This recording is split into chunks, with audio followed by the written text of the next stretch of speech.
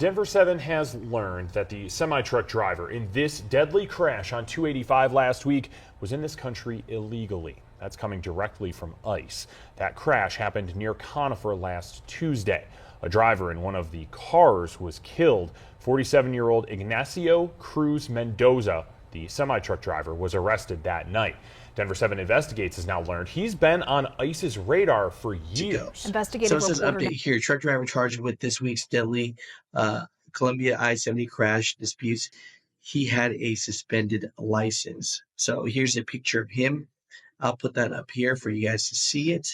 It says truck driver from El Salvador charged with 2 counts of involuntary manslaughter for this week's horrific Fury head-on crash on Columbia's I-70 has pleaded not guilty to the charges. Investigators say the 2 victims who died were in the U-Haul rental truck. Columbia police say U-Haul driver 54-year-old Cindy Helms of Tennessee was pronounced dead at local hospital. CPD identifies the U-Haul passenger who was killed as 84-year-old Melvina Cullen of Colorado, who was pronounced dead at the scene. Is the immigration crackdown going to affect trucking? Maybe, alleviate some of the pressure on the trucking industry, how there's too many people taking cheap freight, driving prices down. There's no parking. There's just a myriad of issues.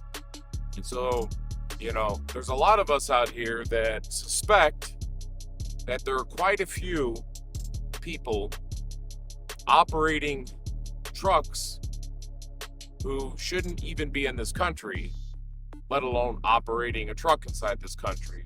And there's a couple ways to, I guess that this could happen.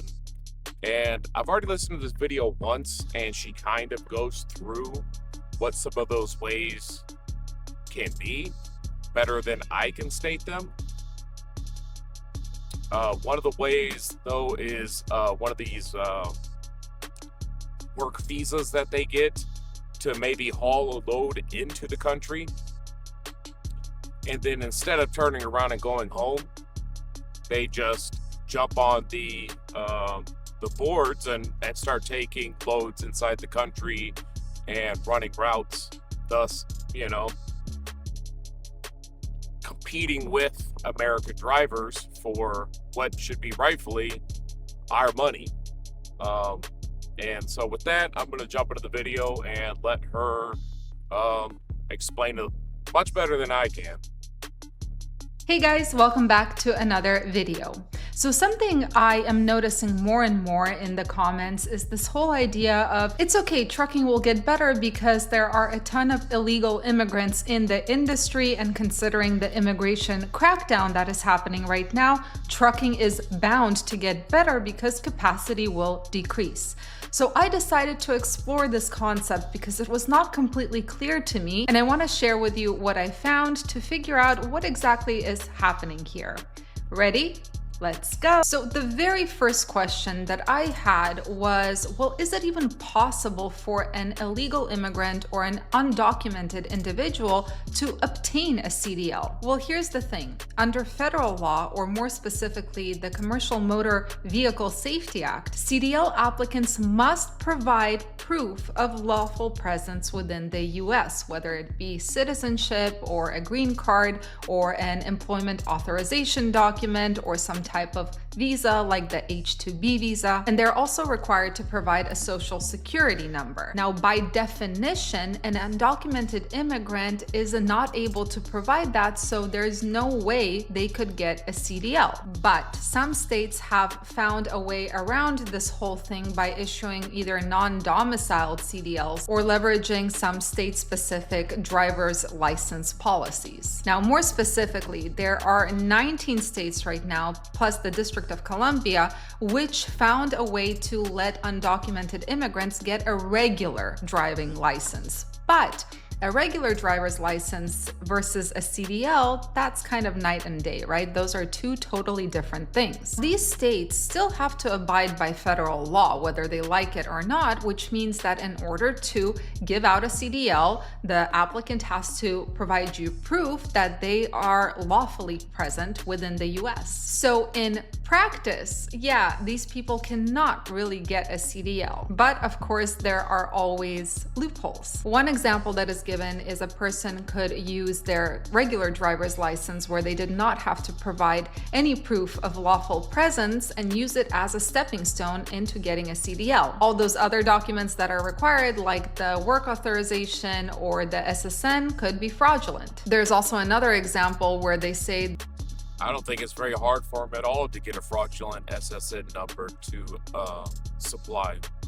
That these folks can get fraudulent documents through corrupt officials. And then, of course, we cannot forget about the carriers who might turn a blind eye to the iffy documentation they're given when someone applies for their job, because even though, and I'm not going to get tired of saying this, there is no truck driver shortage, there is definitely a retention issue with drivers. So these carriers basically turn a blind eye, like I said, and they get to hire cheap labor. Now, There's a retention issue because of the work conditions.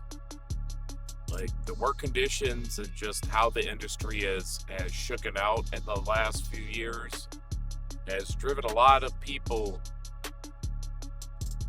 I wouldn't say out of the industry, it's just, people are always looking for the next best thing, and there's a lot of shady carriers. So yes, retention is an issue. We have plenty of drivers. They just, they're bouncing from carrier to carrier just because carriers are shady as fuck. All of this talk about fraudulent documents to get a CDL, of course, this is speculation because there's actually no data to support this. So instead, for the sake of the argument, let's pretend that everyone is following the law and no one gets their CDL in some, shady manner. Would an immigration crackdown actually affect the trucking landscape in this case? Well, yeah. According to a business immigration attorney whose name is Hadil Abu Hasira, this immigration crackdown would first and foremost affect cross-border trucking for those traveling between the US, Mexico, and Canada. Abu Hasira states, and I quote, "If the America First trade policy leads to increased scrutiny of truck drivers, some might face more difficulties renewing work permits or crossing the border, further complicating operations for companies that rely on international logistics." And then he adds, "Stricter criteria under the Protecting the United States from Foreign Terrorists and Other National Security and Public Safety Threats Executive Order could result in higher denial rates for visas or in travel restrictions, affecting the availability of foreign drivers." Now, the first thing I thought of was, hey, I read an article about how there are illegal runs with B1 visas, where instead of taking a load from Canada or Mexico into the US, dropping it in the US and returning back, these folks continue working within the US. That's something I can guarantee you is happening on a large scale. I see tons of Canadian and Mexican plated trucks out here, just all over the interstate. See a lot more Canadian trucks than I see Mexican trucks, but I see quite a few Mexican plated trucks, and I have zero doubt that some of these guys out here, and probably all of them from time to time, have stayed in the country past what the permit allows. I don't really know how all that works, but past what the permit allows, and have hauled freight from American location to American location when they're not supposed to be doing that. And competing with drivers here. Now, this is where the difference might be felt with this whole immigration thing, depending on how many B1 visa folks actually run through the US or are forced to run throughout the United States. The other thing is, of course, independent contractors. Now, whether they are properly or improperly classified, it's a known fact that a good portion of this industry operates on the independent contractor model, which means that the form Form I-9, which is there to verify the identity as well as the employment authorization of the person you're about to hire.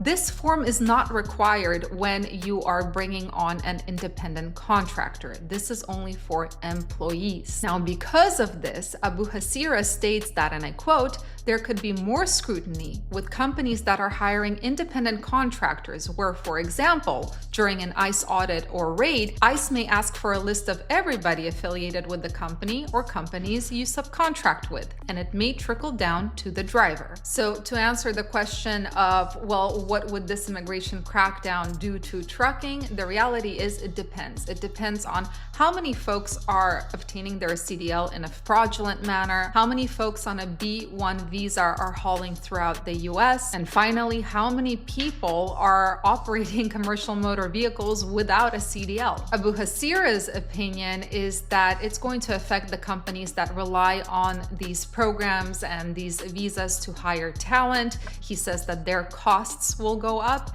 and he states that ultimately the result may be that consumers notice supply chain disruptions or higher prices. Now, I don't know if this is a real video or if it was just an act, but I recently saw a video of a guy who was filming as he was driving, and he gets pulled over for a roadside inspection. And as the roadside inspection continues, ICE officers show up, and this guy says on camera that that's it, folks, I'm getting deported. If anyone can share their...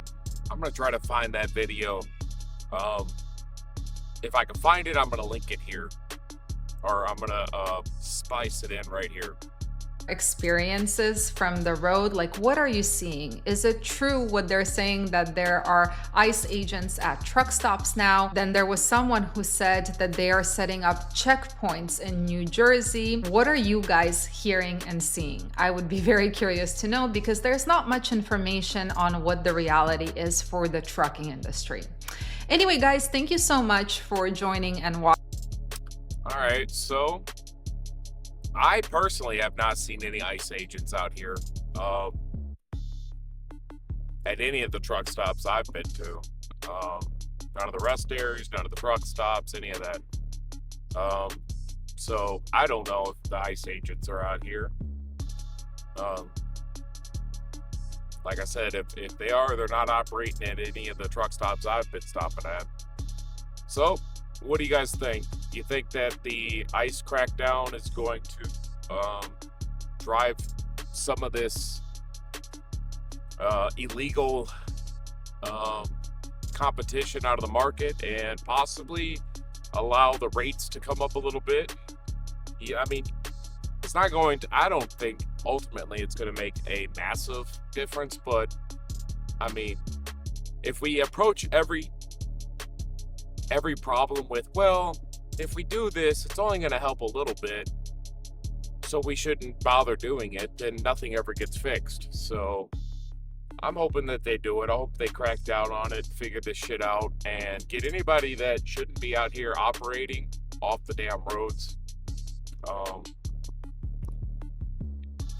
As a driver, we shouldn't have to compete with basically the rest of the world on our own damn highways. So, and once again, I don't know the scope of the issue. I know for a fact, like, it's just obvious that there's going to be guys out here running that have obtained their CDLs illegally or fraudulently. I think more of an issue is the when they come across with the temporary work thing to haul a load into the U.S. and then they stay here and then they just start hauling freight around the country. I think that's probably more of an issue, but I don't have any numbers on that. I don't know if anybody has any numbers on that. So if you've seen ICE at a truck stop, let me know. That'd be interesting. You know, comment down below. If you like the video, and please subscribe. With that, I'm gonna call it. Drive safe.